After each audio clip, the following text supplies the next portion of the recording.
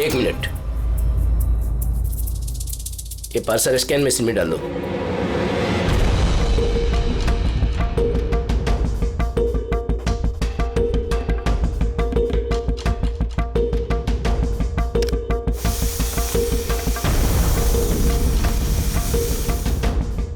ये parcel reception में दे दो।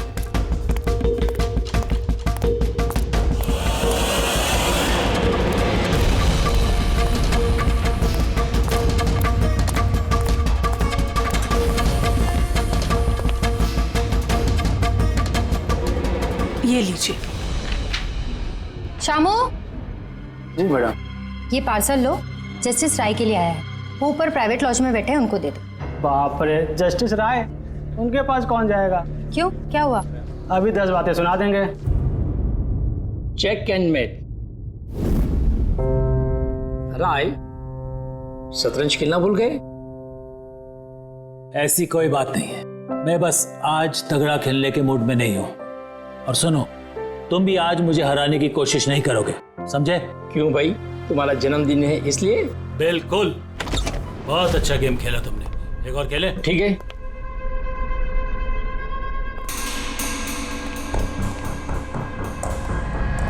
हेलो सर, राय सर।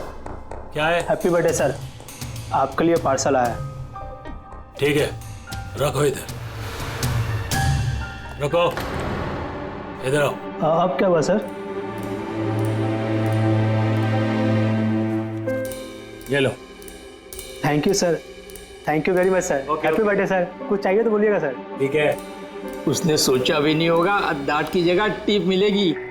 ये सब लोग ना मुझे घूसट और खड़ूस समझते हैं, लेकिन मुझे इससे कोई दिक्कत नहीं है। इनफैक्ट मुझे मजा आता है। अरे ये सब छोड़ो, पैकेट खोलो ना, क्या है?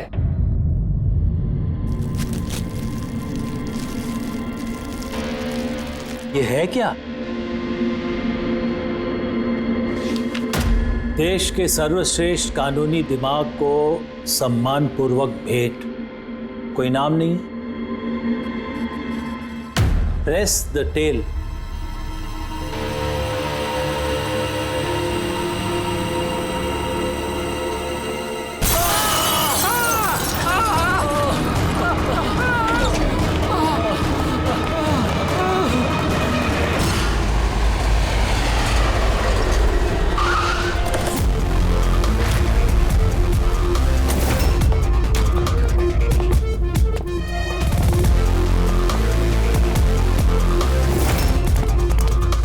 आपने कहा था बॉम्ब ब्लास्ट हुआ?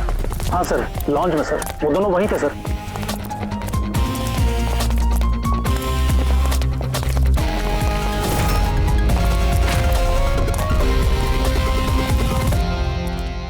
ये देखिए सर। यहाँ तो कांच ही कांच है। पूरे फेस पे कांच के टुकड़े हैं।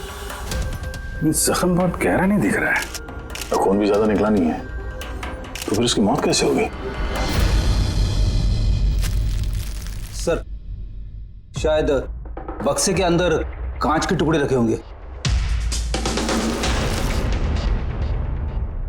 हाँ सर, इसमें एक कांच का शोपीस था। स्कैन करते वक्त गार्ड ने देखा था। एक्चुअली सर, आज जस्टिस राय सर का बर्थडे था ना, इसलिए ये बॉक्स किसी ने भेजा था। लेकिन सर, ये बॉक्स तो मेटल डिटेक्टर स्कैनर सबसे क्लियर होके आया था, फिर पता नहीं क्यों ये सब हो गया। सर, हमारे ज्यादातर क्लाइंट्स हाई प्रोफाइल जजेस और लॉयर्स हैं, और उनमें से ज्यादातर ऐसे हैं जिनकी जान को खतरा है, इसलिए हम उनकी सिक्योरिटी और प्राइवेसी का पूरा ख्याल रखते हैं सर। तो आज क्या हुआ? हाँ? सर, प्रेस द टेल, क्या है ये? जो कुछ इस बॉक्स में होगा शायद उससे रिलेटेड है। ये पार्सल तो जस्टिस राय के लिए था। ये जस्टिस लाल बिना वजह मारे गए। शौपथन, अब ये ऑनलाइन शॉपिंग की गई है। चारों तरफ कांच बिखरे हैं। इन लोगों का कहना था कि धमाका हुआ है, पर अगर पैकेट के अंदर कांच था तो धमाका हुआ कैसे? और अगर यहाँ पे बॉम्ब ब्लास्ट हुआ था तो फिर मेटल या प्लास्टिक के टुकड़े या फिर बारूद, कुछ तो होना चाहिए था। ऐसा कुछ भी नहीं है यहाँ पे। एक काम करो, ये बॉडी और ये कार्ड इसको फॉरेंसिक लैब में भेज दो। और पूर्वी, ये जस्टिस राय का मोबाइल फोन चेक करो। मेटल डिटेक्टर वहाँ, स्कैनर वगैरह तो सब है। अगर पार्सल में बॉम्ब था तो डिटेक्ट कैसे नहीं होगा? सर पार्सल में ऐसा कुछ था ही नहीं साहब, मैंने ध्यान से देखा था और स्कैनर मशीन में साहब सिर्फ कांच का सामान ही दिख रहा था। अच्छा, इस स्कैनर की फुटेज स्टोर तो होती होगी? हाँ सर, फुटेज 24 घंटे तक सेव रहती है और उसके बाद अपने आप डिलीट हो जाती है। ओके, वो फुटेज देख सकते हैं हम लोग?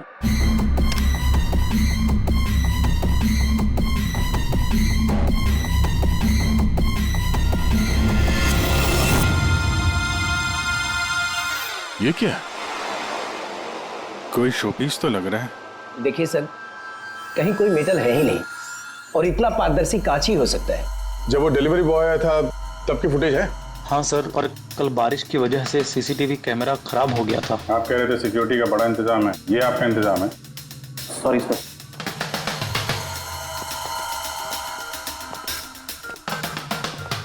अब ले दे के हमारे पास यही एक सुराग बचा है, वो कुरियर आईडी बस। चलो, एक छोटा सुराग तो हाथ लगा। बाकी फॉरेंसिक लैब में साड़ों के साथ भी कुछ ना कुछ जरूर ढूंढ निकालेंगे। ये गुत्थी तो सुलझ ही नहीं रही है, समझ में नहीं आ रहा है आखिर ये हुआ कैसे। या सांके तू कह रहे तेरे समझ में नहीं आ रहा कि इन दोनों की मौत हुई कैसे? अरे नहीं, ये समझ में आ गया कि इनकी मौत कैसे हुई है। ये जो कांच के टुकड़े हैं ना, इनमें जहर है, इसकी वजह से इनकी मौत हुई है। कांच के टुकड़े जहरीले थे?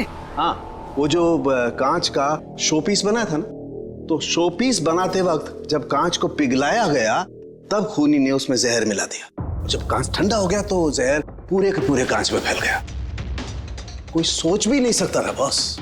और सर, जब हमने इन कांच के टुकड़ों को टेस्ट किया तो पता चला कि इसमें एक ऐसा जहर मिला हुआ था जो कोई भी अपने घर पे बना सकता है। सर, आप तो बोल रहे थे कि ये गुत्थी सुलझी नहीं है, मगर आपने तो पूरा केस ही सॉल्व कर दिया है। नहीं नहीं नहीं पंकज, ये केस सॉल्व नहीं हुआ है। सिर्फ ये पता लगा है कि कांच के टुकड़े जहरीले थे।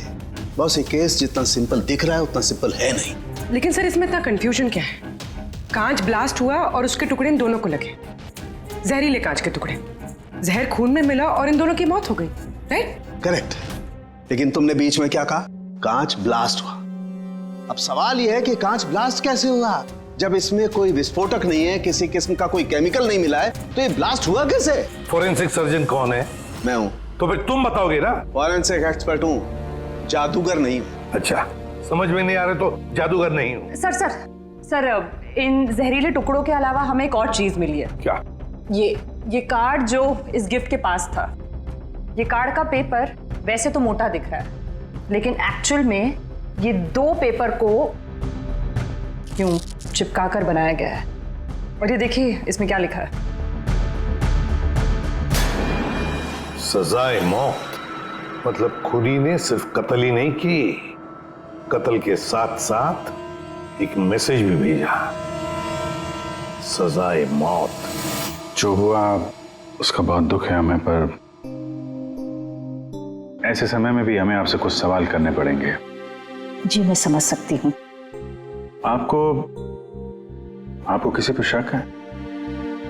जी मेरे पति कानून पर सख्त और न्यायप्रिय इंसान थे, तो जाहिर सी बात है कि ऐसे इंसान के लाखों लोग दुश्मन हो सकते हैं। वो अपराधी जिनको इन्होंने सजा दी थी, वो वकील जो इनकी सख्ती से बहुत परेशान थे और इनके फैसले से नाखुश भी। आए दिन उन्हें धमकियां भरे फोन आते थे और लेटर्स भी, पर इन सब के बावजूद भी वो अपने आप पर गर्व महसूस करते थे। उन्हें लगता था कि उनके ईमानदारी का ये इनाम था। आई एम सॉरी, इससे आगे मैं और कुछ आपको बता नहीं पाऊंगी, पर हाँ, आनंद आपको सब कुछ बता देगा। आनंद? आनंद कौन है? आनंद इनका पर्सनल असिस्टेंट है। कहाँ मिलेंगे मिस्टर आनंद? वो मेरे पति के चेंबर में ही ऊपर बैठकर काम कर रहे हैं, आप चाहे तो उन्हें मिल सकते हैं। मिस्टर आनंद, जस्टिस राय पे बहुत सारे हमले हुए थे, बहुत लोग दुश्मन थे उनके, क्या जानते हैं इनके बारे में आप? सर, उनको धमकी देने वाले लोगों की कमी नहीं थी। अच्छा, ऐसे कितने लोग थे जिन्होंने जान से मारने की धमकी दी थी? अनगिनत। उनकी धमकियों को ट्रॉफी के जैसे संभाल कर रखते थे। 1 मिनट सर।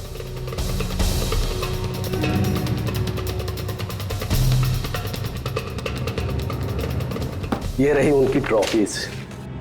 ये सचमुच ज्यादा है। लोग उन्हें बहुत सख्त समझते थे, लेकिन सच पूछो तो सर बड़े ईमानदार और न्यायप्रिय थे। यहाँ तक वकील भी उनसे डरते थे और अपराधी उनके नाम से कांपते थे। धमकी भरे खत तो ठीक है, लेकिन ये पत्थर और स्याही क्यों? कई साल पहले किसी ने खिड़की से पत्थर फेंका था तो सर ने पत्थर भी रख लिया था। और ये स्याही की बॉटल? अरे सर ये तो कुछ ही महीने पहले की बात है।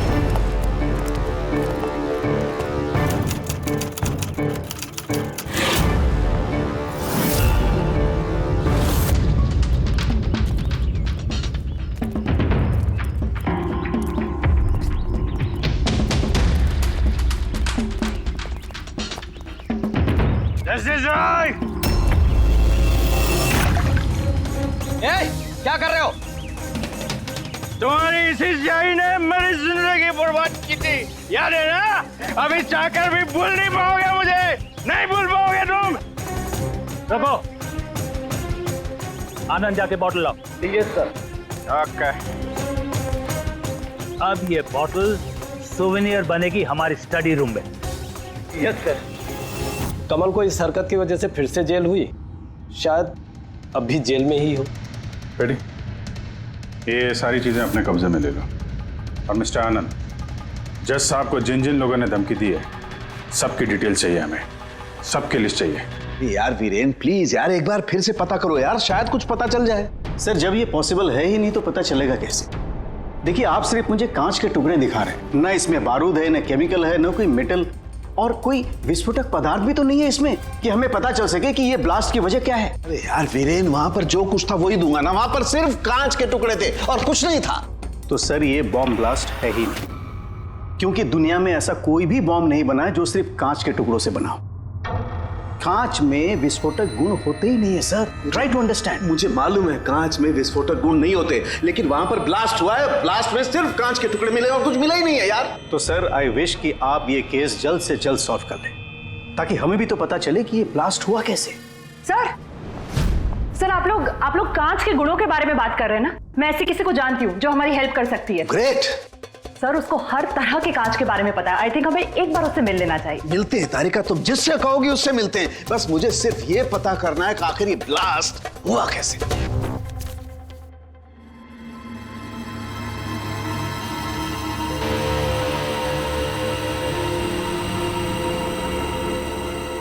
हाँ भाई, कहाँ तक पहुँचा? सर बस 2 मिनट हो जाएगा, 2 मिनट। ओके, देखें पूर्वी को क्या मिला। फोन से कुछ पता चला राय साहब के? हाँ सर, कुछ अजीब से मैसेजेस मिले हैं जस्टिस राय और जस्टिस लाल के बीच। अजीब मैसेज? कैसे हैं? ये देखिए सर, ये मैसेजेस हैं या शायद कोई कोड्स हैं जो नंबर्स और लेटर्स को मिला के बनाए गए हैं। ये देखिए सर, ये मैसेजेस जस्टिस राय ने जस्टिस लाल को 2 बार भेजे, एक बार 3 महीने पहले और दूसरी बार सिर्फ 1 महीने पहले। अब या तो ये इन दोनों दोस्तों के बीच का कोई सीक्रेट कोड है या तो फिर कोई ऐसी खास बात है जो जस्टिस राय जस्टिस लाल को बताना चाहते हैं। एक काम करो, ट्राई करो डिकोड करने के लिए, देखो कुछ पता चलता है क्या। हाँ, ये लिस्ट पूरी हुई? हाँ सर, जस्टिस राय के पीए आनंद ने जो हमें धमकियों के बारे में बताया था सर, उस हिसाब से हमने ये 3 सस्पेक्ट की लिस्ट बनाई है। 3 भागों में क्यों, क्या है? अब यहाँ पे जितने लोग हैं इनमें से सभी लोगों ने कभी ना कभी जस्टिस राय को धमकी दी है और इनमें से ज्यादातर लोग जेल में भी है। लेकिन ये वनेश, ये एक मर्डर के केस में अंदर गया है और बाद में इसकी दिमागी हालत ठीक नहीं है, इसलिए इसे रिहा कर दिया गया। और ये कमल जी, इन्होंने जस्टिस राय पे स्याही फेंकी और इस जुर्म में इन्हें अंदर कर दिया गया। फिलहाल ये कहाँ पर है उसकी कोई जानकारी नहीं है। सर ये दूसरी लिस्ट जो है इसमें से ये 3 लोगों को सजाए मौत दी हुई है सर जस्टिस ने, और ये अभी भी जेल में अपनी सजा काट रहे हैं। 3, ये चौथा, ये कौन है? सर ये है किशोर जी, इनके बेटे को जस्टिस ने 3 साल की सजा दी थी सर, और न्यूज़ में एक आर्टिकल आई थी कि ये सजा ज़्यादा देने की जरूरत नहीं थी और इस वजह से वो शायद डिप्रेशन में होगा और उसने अपनी आत्महत्या कर ली सर। तो इस किशोर के पास अच्छी खासी वजह है बदला लेने की। और ये है धवन, ये एक वकील है पेशे से, और अजीब बात यह है कि पिछले साल इसने जस्टिस राय के कोर्ट में बहुत सारे केसेस लड़े पर वो एक भी जीत नहीं पाया, सारे हार गए। तो कहीं ये हारा हुआ वकील बदला लेने के चक्कर में राय साहब को, हाँ ये भी हो सकता है कि ये कोई काबिल वकील ही ना हो। तो अब कुल मिला के हमारे पास बचते हैं 4 सस्पेक्ट। एक ये कमल, वनेश, किशोर और धवन। सर, गिफ्ट भेजने वाले का पता चल गया। वो गिफ्ट कमल ने भेजी थी और शॉपेथॉन वालों ने कुरियर की आईडी से पता किया है। तो उनके पास उसका एड्रेस तो होगा ना? नहीं सर, एड्रेस का तो पता नहीं चला। कोई बात नहीं, कमल जिस जेल में था वहां से पता चल जाएगा। वहां चलते हैं। सॉरी ऑफिसर, लेकिन हमें उसे 1 महीना पहले ही छोड़ना पड़ा। जज पे हमला किया था, इतनी जल्दी छूट गया? एक मिनट, आपने कहा कि उसे छोड़ना पड़ा, लेकिन क्यों? उसकी तबीयत की वजह से, क्योंकि सालों से उसको नशे की लत थी। 7 साल पहले वो एक केस में पकड़ा गया था, वहां उसने पीना छोड़ दिया, लेकिन जेल से छूटने के बाद फिर उसने पीना शुरू कर दिया, इसलिए उसका पूरा लीवर खराब हो चुका था। ये भी तो हो सकता है कि उसने लीवर खराब होने का बहाना किया हो। नहीं नहीं सर, हमने डॉक्टर से कंफर्म करके उसे छोड़ा था। अच्छा, उसका एड्रेस तो होगा ना आपके पास, वो दे दीजिए। एड्रेस तो है, लेकिन मुझे लगता है वो वहां नहीं मिलेगा, वो हॉस्पिटल में ही मिलेगा, क्योंकि उसे जल्द से जल्द लीवर ट्रांसप्लांट करने की जरूरत थी। लेकिन जहां तक मुझे पता है कि शराब के आदी लोगों को लीवर ट्रांसप्लांट की इजाजत नहीं मिलती है। मिलती है, अगर शराबी कम से कम 6 महीने तक शराब ना पिए तो, और यहाँ जेल में तो मिलने से रही, इस बिना पे हमने उसको permission they the. Okay sir, thank you. अगर ऐसा है तो अपनी जान बचाने के लिए इसने कहीं ना कहीं किसी हॉस्पिटल में रजिस्ट्रेशन तो करवाया ही होगा। एग्जैक्टली। और ये कोई छोटा मोटा इलाज तो है नहीं जो कहीं भी हो जाए। शहर में गिने चुने हॉस्पिटल है जहाँ पे ट्रांसप्लांट हो सकता है। वहीं ढूंढते हैं इस कमल को। अरे तारिका, ये तुम कहाँ ले आए भाई मुझे? मैंने तो सोचा तुम किसी ग्लास फैक्ट्री में लेके जाओगी। बट एनीवे, ये जो कुछ भी है ना, है बड़ा खूबसूरत। शुक्रिया आप। Sir, she is my friend Vivian. ये ब्यूटीफुल आर्ट गैलरी इसी की है। ये ऐसे खूबसूरत आर्ट पीसेस बनाती रहती हैं, और कांच के भी। And Vivian, he is doctor Salunkhe. Hello. अच्छा यार, वी नीड योर हेल्प। हमें कांच और कांच की चीजों के बारे में इंफॉर्मेशन चाहिए, एक मर्डर मिस्ट्री सॉल्व करने के लिए। श्योर। अच्छा विवियन, ये सारी चीजें आप ही ने बनाई हैं? जी। ऑब्वियसली आप ही ने बनाई होंगी, लेकिन कैसे? बहुत आसान है। वैसे तो ज़्यादातर चीज़ें कांच को पिघलाकर बनी है। प्रोपेन टॉर्च से कांच पिघलाया जाता है और उसी पिघलाए हुए कांच को मनचाहा आकार दे दिया जाता है। अच्छा हाँ, ये एक एक्सरे इमेज है कांच के शोपीस का, लेकिन सरप्राइजिंग बात यह है कि ये पूरा ब्लास्ट हो गया। Do you think it's possible? इसका आकार तो बूंद जैसा है, लेकिन समझ में नहीं आ रहा कि ये है क्या। विवियन, एक बार जरा फिर से देखो गौर से। शायद कुछ ऐसी चीज हो जो तुमने अभी तक देखी नहीं। एक मिनट, इसकी नोक देख रहे हैं आप लोग? ये जानबूझकर बनाई हुई तो नहीं लगती। I mean, जिसने भी इसे बनाया है उसने कांच को पिघलाकर बहुत जल्दी उसे ठंडा कर दिया है, बिल्कुल तुरंत, जिससे कि ये कांच का आकार न केवल बूंद के जैसा रह गया है, बल्कि इसकी नोक पतली, लंबी और नाजुक हो गई है। Thank you so much for your help. कांच को पिघला करके ठंडा कर दिया गया, तुरंत तुरंत, जैसे वो बूंद बनी। My God. तारिका, हमें लैब में चलना है तुरंत, फौरन। और हाँ, वो विवियन, हमें आपकी वो प्रोपेन टॉर्च चाहिएगी प्लीज।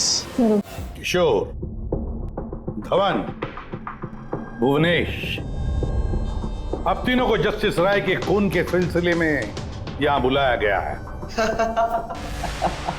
मर गया? बड़ा भगवान बनता था, लोगों की जिंदगियों का फैसला करता था। चलो अच्छा है, अब मर गया। सर, इसे देख के तो लगता है कि ये दिमागी हालत से ठीक नहीं है।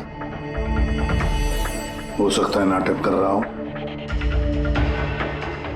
असाइलम की अटेंडेंस स्लिप है इसकी।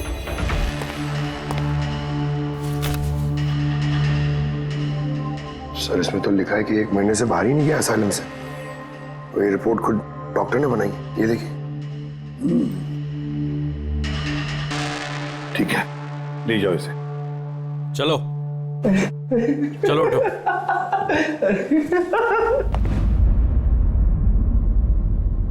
खुश तो आप भी होंगे ना जस्टिस राय की मौत से? देखिए, मैं मानता हूं कि मेरे बेटे ने गलती की थी, गलत संगत में पड़ गया था वो, लेकिन न तो उसका गुनाह इतना बड़ा था और न ही उसकी उम्र कि उसे माफ न किया जा सके। और फिर अगर सजा देनी ही थी तो कम सजा दी जा सकती थी उसे, लेकिन जस्टिस राय ने ऐसा कुछ नहीं किया, जिसकी वजह से आपके बेटे ने आत्महत्या कर ली। जी। और आप जस्टिस राय को उसका जिम्मेदार मानते हैं? बिल्कुल मानता हूं, और मैं खुद को भी जिम्मेदार मानता हूं। शायद मेरी अपनी परवरिश में कोई कमी रह गई थी। और धवन जी, आपने पिछले साल में जस्टिस राय के कोर्ट में 17 केसेस लड़े हैं और आप 17 के 17 केसेस हार गए। आपको भी गुस्सा आया होगा, इसलिए आपने तो इस वजह से मैंने उनका खून कर दिया, ऐसा सोच रहे हैं आप? इससे बचकानी सोच कोई हो ही नहीं सकती। इस वजह से कोई किसी का खून करता है क्या? इस जजमेंट की वजह से आपके क्लाइंट्स आपको छोड़कर चले गए, वकील के तौर पर आपकी बदनामी हुई। जस्टिस राय ने ना सिर्फ आपके खिलाफ जजमेंट दी, बल्कि आपके प्रैक्टिस के खिलाफ, आपकी वकालत के खिलाफ जजमेंट दी। सर, मैं मानता हूं आपने जो कुछ भी कहा सच है, लेकिन इससे यह कतई साबित नहीं होता कि मैंने उनका खून कर दिया है। धवन जी, साबित नहीं हुआ तो क्या हुआ, हो तो सकता है ना। देखिए सर, मेरी इतने सालों की प्रैक्टिस है, इस पेशे में कोई नया नहीं हूं मैं। सर, मैंने इतने सालों तक मेहनत करके बहुत नाम कमाया है, लोग जानते हैं मुझे।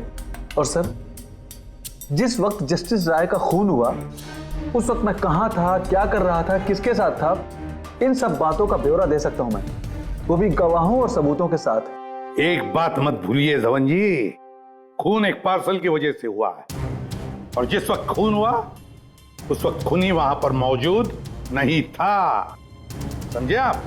इसलिए आपके गवाह और आपके सारे सबूत हमारे लिए कोई मायने नहीं रखते। आप सिर्फ भूलिएगा मत कि जब तक ये केस सॉल्व नहीं होता आप हमारे शक के दायरे में हैं।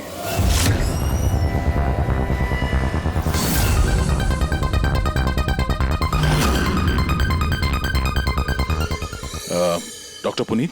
Yes sir, that's doctor Puneet. Thank you. Doctor Puneet, हम लोग सीआईडी से हैं, आपसे फोन पे बात हुई थी कमल के बारे में। जी हाँ, मुझे याद है। दरअसल कमल हमारे लिवर ट्रांसप्लांट की लिस्ट में है और हम उसके लिए सही डोनर का इंतजार कर रहे हैं। और एक बात अच्छी है कि उसने शराब पूरी तरह से छोड़ दी है, वरना हम ये ऑपरेशन नहीं कर पाते। तो आपके पास इस कमल का एड्रेस तो होगा?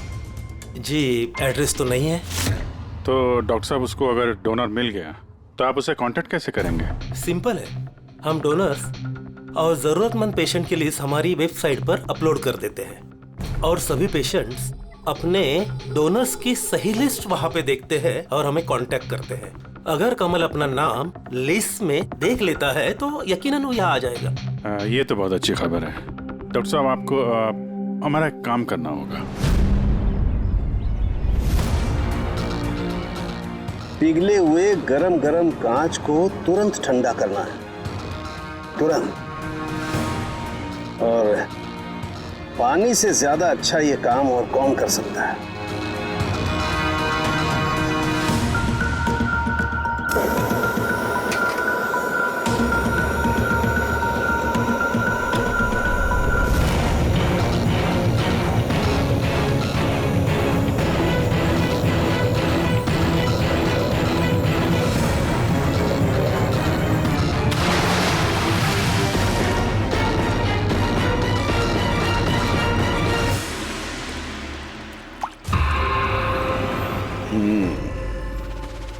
तो ऐसे बनी ये कांच की बूंद। लेकिन जस्टिस राय की जिस बूंद से मौत हुई थी वो तो काफी बड़ी थी। ठीक है, मैं भी एक बड़ी बूंद बनाने की कोशिश करता हूं।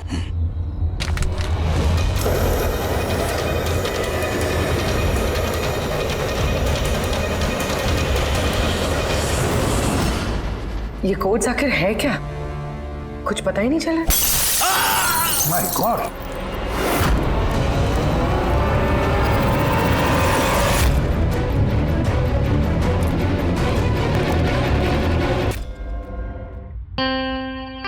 बस कांच के इस बूंद जैसे आकार को सिर्फ एक ही तरीके से बनाया जा सकता है, गरम गरम पिघले हुए कांच को पानी में गिराकर। पिघला हुआ कांच पानी में गिरेगा और तुरंत ठंडा होकर के ये बूंद जैसा आकार ले लेगा। इसके इस आकार की वजह से ही इसे कांच के आंसू भी कहा जाता है। यार ये कांच के आंसू के बारे में छोड़, कैसे बनते हैं? ये कांच का आंसू फूटा कैसे, ये बता पहले। वही तो पता करने की कोशिश कर रहा था बॉस। मैंने इस कांच के आंसू मतलब इस बूंद के अगले सिरे को बहुत मोड़ने की कोशिश की, लेकिन कुछ नहीं हुआ। उसके बाद मुझे याद आया पार्सल के साथ मैसेज भी आया था और उस मैसेज में लिखा हुआ था प्रेस द टेल। मैंने ये इसकी दुम, इसकी पूंछ को दबाया, बम। आपको मालूम ही है सर, ये पूंछ दबाई और फूट गया, ये कुछ समझ में नहीं आया। मैं समझा। दरअसल ये सब कुछ होता है कांच के अणुओं में भीषण भौतिक तनाव की वजह से।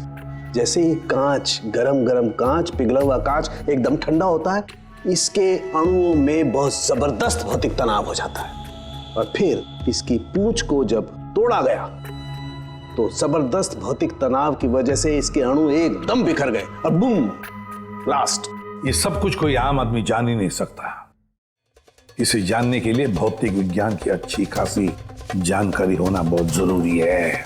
यानी कातिल कोई ऐसा है जो ये सब अच्छी तरह से जानता है। डॉक्टर पुनीत अपनी केबिन में है? हाँ सर है। Thank you.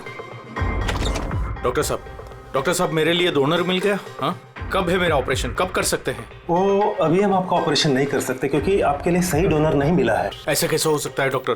मेरा नाम लिस्ट में सबसे पहले था।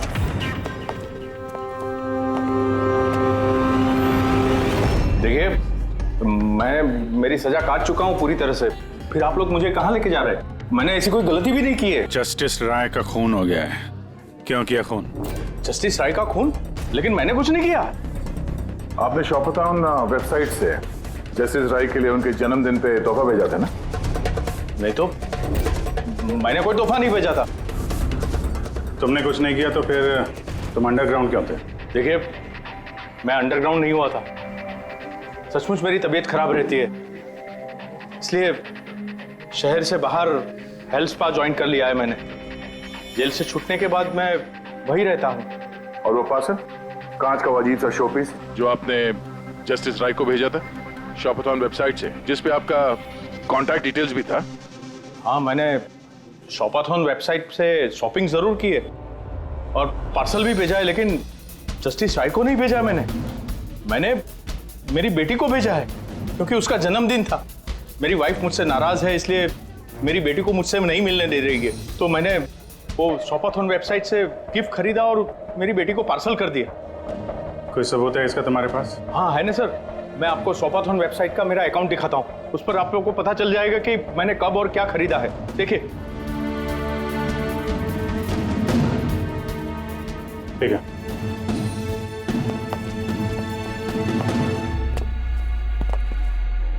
ये आदमी तो वाकई सच बोल रहा है। इसने तो वो गिफ्ट अपने बेटी के लिए खरीदा था, और वो भी जस्टिस राय की मौत के 2 हफ्ते पहले।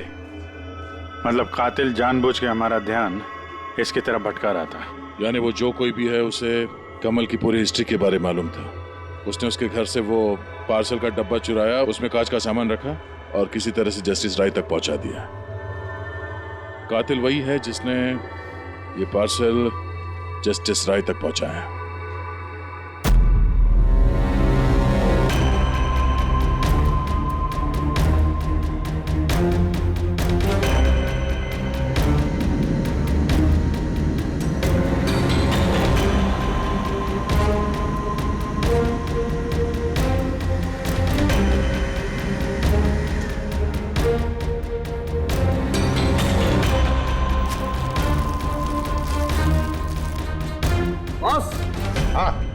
एक मिनट जरा,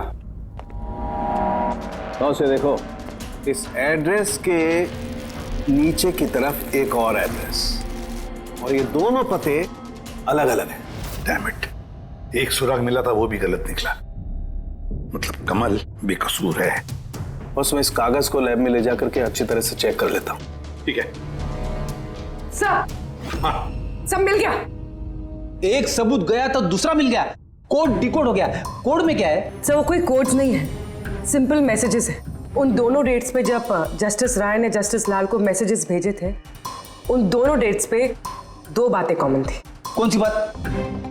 सर पहली बात, उन दोनों डेट्स पे दोनों जजेस में से एक शहर से बाहर था, और दूसरी बात, उन दोनों डेट्स पे संडे था।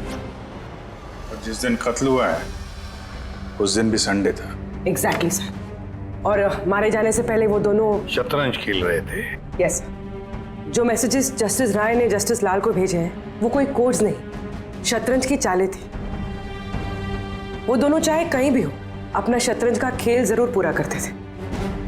जहां छोड़ा अगली बार वहीं से पकड़ते थे। मतलब दोनों भी जजेस संडे के दिन शतरंज खेलते थे, और ये बात कातिल जानता था, इसीलिए उसने उसी संडे को खुद अपने हाथों जाकर वो पार्सल डिलीवर किया।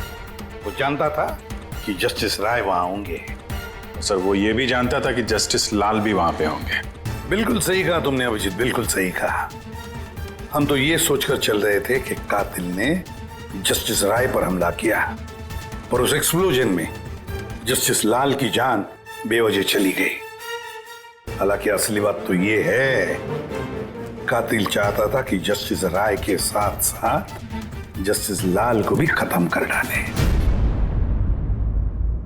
किशोर, जतिन, भुवनेश, इन तीनों की कुंडली निकालो, देखे तो सही कि इनमें से किसी के पास कोई वजह थी इन दोनों जजेस को मारने की। और फिर धवन, पता लगाओ उसके सारे के सारे केसेस उसने जस्टिस लाल के कोर्ट में लड़े थे, वो क्या है और किसके हैं। सर, हाँ सर, धवन के बारे में पता करके आ रहा हूं। जस्टिस लाल के कोर्ट में सर वो 100 में से 75 केसेस आ रहा था।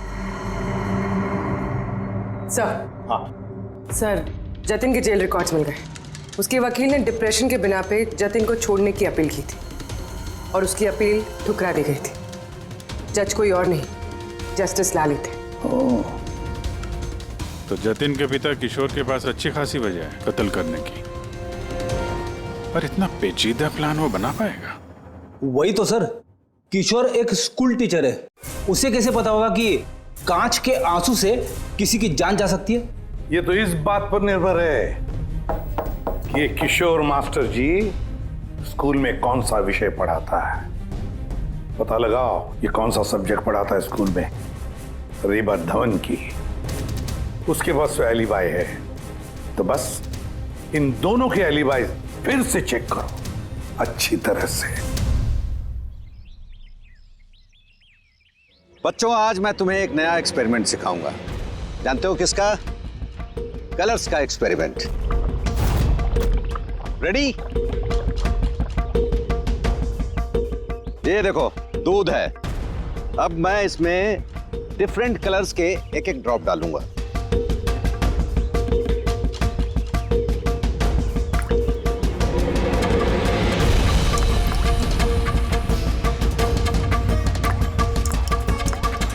Now come here. देखो बेटा, अब जब मैं ये बड इसके अंदर डालूंगा तो तुम्हें देखने को मिलेगा कि अणु किस तरीके से प्रक्रिया करता है। देखो,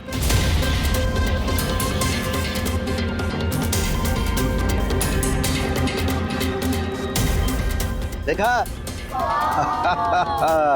इसे कहते हैं विज्ञान का जादू। कमाल है। नहीं, मैं आपके प्रयोग की बात नहीं कर रहा हूं, आपके बारे में बात कर रहा हूं। आपने कभी बताया नहीं कि आप विज्ञान पढ़ाते हैं? आप लोग यहाँ? मैं तो बस वो प्राथमिक विज्ञान पढ़ाता हूँ। आपने बच्चों को वो कांच के आंसू वाला प्रयोग दिखाया नहीं? कैसे पूछ दबाते ही ब्लास्ट हो जाता है। हाँ? आप क्या बात कर रहे हैं? मुझे नहीं पता। आपको सब पता है। अब जरा इन बच्चों को जाने के लिए कहिए। बच्चों, आज के लिए छुट्टी, बाकी की पढ़ाई कल। जाओ तुम लोग। इस रजिस्टर को पहचानते हैं आप?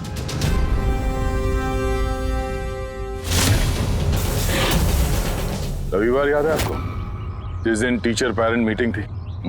और उसी दिन जस्टिस लाल और जस्टिस राय का खून भी हुआ था। उस दिन आप आए नहीं थे, एब्सेंट थे। इस केस में जिन लोगों पे हमें शक था उनकी एलिबाइज, यानी कत्ल के वक्त वो कहाँ थे, किसके साथ थे, उसका पूरा ब्यौरा सबूत के साथ हमारे पास है, सिवाय आपके। रविवार को आप कहाँ थे? मैं घर पे ही था। मेरी तबीयत नहीं ठीक थी, इसलिए मैं जा नहीं पाया। झूठ, आप घर पे नहीं, क्लब हाउस में थे। जस्टिस राय को वो पैकेज डिलीवर करने गए थे। अगर मैं मान लूं कि आप ठीक कह रही हैं, कोई सबूत है आप लोगों के पास? सबूत तो खैर अभी नहीं है। अच्छा, ये जो आप जो प्रयोगशाला यहाँ बनाया हुआ है आपने, यहाँ पे जो बच्चों को दिखाते हैं, इसके अलावा कहीं प्रयोग करते हैं या यही जगह है? नहीं, बस यहाँ पे यही एक खुली बड़ी जगह है जहाँ मैं बच्चों को कुछ इंटरेस्टिंग प्रयोग बताता हूँ। अच्छा,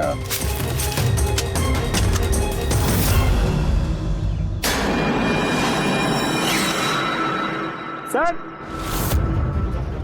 आप अंकल? अरे आप लोग वहां कहाँ जा रहे हैं?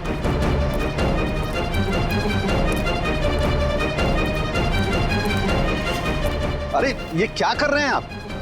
प्रोफेसर साहब, आपको सबूत चाहिए था ना, वही ढूंढ रहे हैं। सर,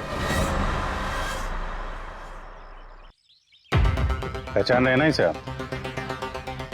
ये तो एक टुकड़ा है, ऐसे बहुत सारे टुकड़े यहाँ मिलेंगे अगर यहाँ पे आसपास खोदा गया तो। क्या आपको भी पता है? ये कोई साधारण कांच के टुकड़े नहीं है डॉक्टर साहब। आपने जो एक्सपेरिमेंट्स किए थे और जो प्रयोग सफल नहीं हुए, आपने उन कांच के टुकड़ों को लाकर यहाँ पर दबा दिया, है ना?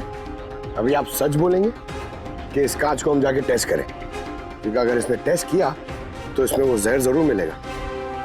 हाँ, मैंने ही उन दोनों को मारा है, क्योंकि उन दोनों ने मिलकर के मेरे बेटे को मारा है। मैंने उसी वक्त ठान लिया था कि इन दोनों से अपने बेटे की मौत का बदला लूंगा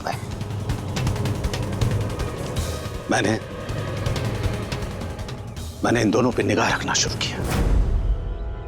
एक दिन बच्चों के लिए इंटरनेट पे कुछ अनोखे प्रयोग ढूंढ रहा था मैं, तभी मुझे ये कांच के आंसू का प्रयोग मिला। मैंने सोच लिया कि अपने बेटे को इंसाफ दिलाने का यही एक तरीका है।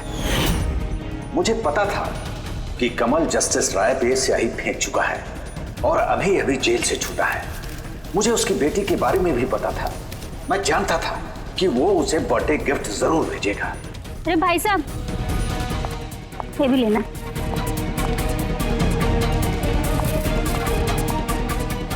बस उसी गिफ्ट का डब्बा मैंने वहां से उठा लिया और अपने प्लान को अंजाम दिया। मैंने उसे बहुत सावधानी से पैक किया।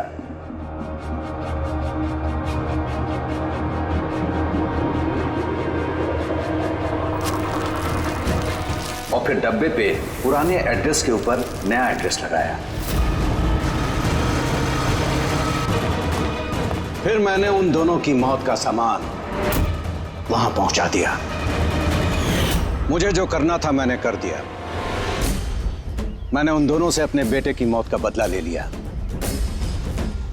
उसे इंसाफ दिला दिया। इंसाफ नहीं, सिर्फ बदला था, जिससे ना तो तुम्हारे मरे हुए बेटे की आत्मा को शांति मिलेगी और ना ही उन बच्चों को जो तुम्हें अपना गुरु मानते हैं। हाँ, तुम्हारी इस गलती से उन्हें सबक जरूर मिलेगी। अपनी बची हुई जिंदगी जेल में काटते हुए शायद आप भी अपना सबक सीख ही लेंगे।